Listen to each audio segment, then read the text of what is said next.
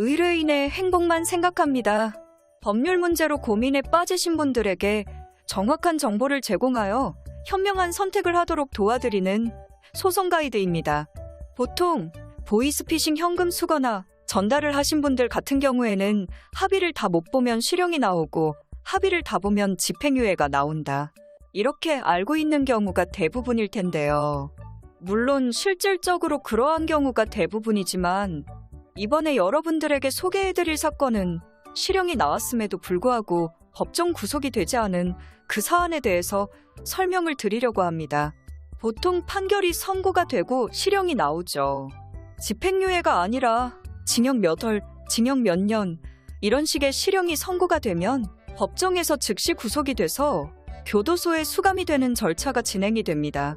근데 저희 사건에서 지금 계속 이제 일어나는 일들이 어떤 좀 특이한 일들이 있었냐면 실형은 나왔는데 법정에서 구속이 되지 않고 판사님이 구속을 안 시킬 테니까 조금 더 해보세요라고 얘기를 한 케이스가 있어서 그 부분들에 대해서 어떤 식으로 접근하면 가능한지에 대해서 여러분들한테 좀 설명을 드리려고 합니다.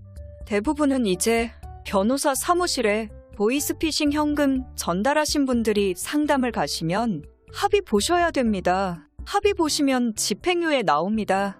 이런 얘기를 듣는 경우가 대부분일 거라고 봅니다. 하지만 저희는 조금 여러 가지 측면에서 접근을 해요.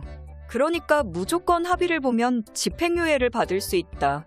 이런 식으로 절대 얘기를 하지 않고 언제든 가능성에 대해서 설명을 드립니다. 합의를 다 못 볼 가능성도 있죠.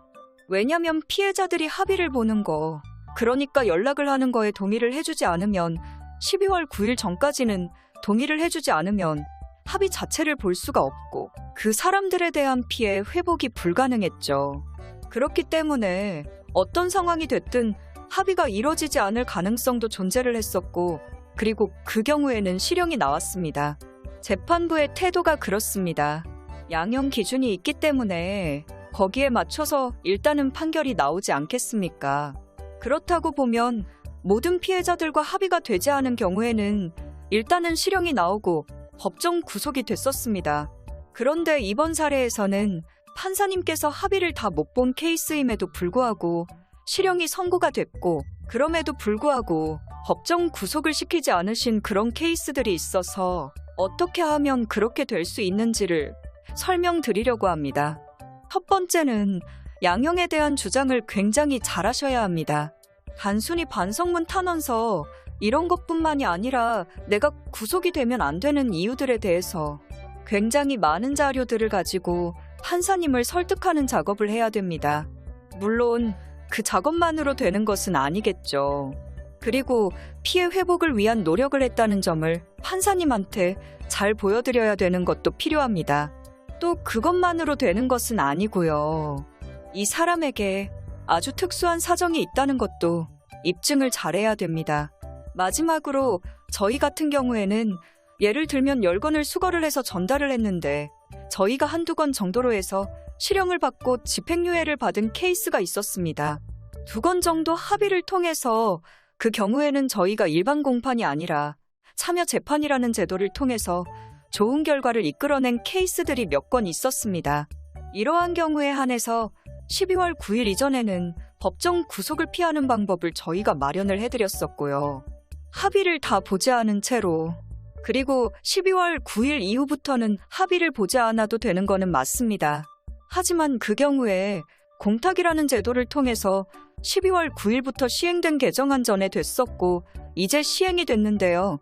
시행안에 따르면 당사자의 피해자의 동의가 없이도 공탁을 할 수가 있고 공탁을 통해서 피해 회복이 어느 정도 됐다는 그런 인정이 되면 판사님께서 그거를 양형에 반영을 하십니다. 그렇게 공탁을 통해서 여러분들이 합의가 아니라도 공탁을 통해서 실형을 면하거나 아니면 법정 구속을 피하는 이런 형태가 이제 발생을 하게 된 거죠. 그래서 지금부터는 공탁 제도가 굉장히 많이 활용이 될 것 같아요. 근데 이제 공탁을 해야 되는 비율에 대해서 많이 문의를 주십니다. 다른 케이스 같은 경우에는 70%, 80%까지는 해야 되는 걸로 알고 있는데 저희도 그렇게 해야 되면 너무 금액적인 부담이 큽니다. 이렇게 문의를 하시는 분들이 많죠. 그래서 공탁 제도가 시행된 이후로 저희가 최초로 공탁을 최근에 했었고 공탁 금액이 50%가 안 됐습니다. 30% 미만 요런 금액으로 공탁을 했고 전액을 다 공탁으로 넘겼던 케이스입니다. 피해자들과 합의가 조금 어려워서 공탁을 했을 때 사실은 금액이 너무 적었기 때문에 판사님께서 실형을 내려주시기는 했습니다. 그 금액도 굉장히 중요한 부분이기도 하거든요. 공탁에 있어서는 너무 최소한의 금액으로 공탁이 돼서 실형이 나오긴 했는데 판사님께서 법정 구속은 안 해주셨어요.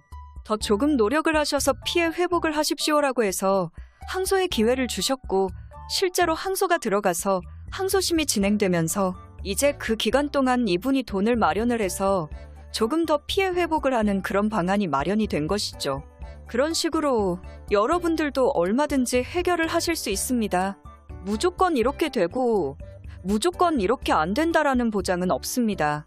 하지만 저희는 여러분들이 가장 안전하게 이 사건을 처리하실 수 있고 가장 합리적으로 처리하실 수 있는 방안을 다각도로 마련을 해서 여러분들 케이스마다 적용을 해드립니다. 너무 고민하지 마시고 일단은 연락을 주시고 방법을 마련해 보셨으면 좋겠습니다. 소송 가이드는 법률적으로 문제가 될 수 있는 부분에 관해 상세히 설명을 드리고 그 해결책에 관하여 근거 법령 및 관련 법령을 제시하는 길잡이를 해드립니다. 항상 노력하는 자세로 의뢰인의 이익을 최우선하는 모습을 보여드리겠습니다. 소송에 대한 자세한 상담을 원하신다면 변호사 상담 신청을 누르시고 더 많은 정보를 보고 싶으시다면 소송 가이드 카페를 방문하시면 됩니다. 내용이 마음에 드셨다면 구독과 좋아요, 알림 설정 부탁드립니다. 더 좋은 내용으로 찾아오겠습니다. 꼭 승소할게요.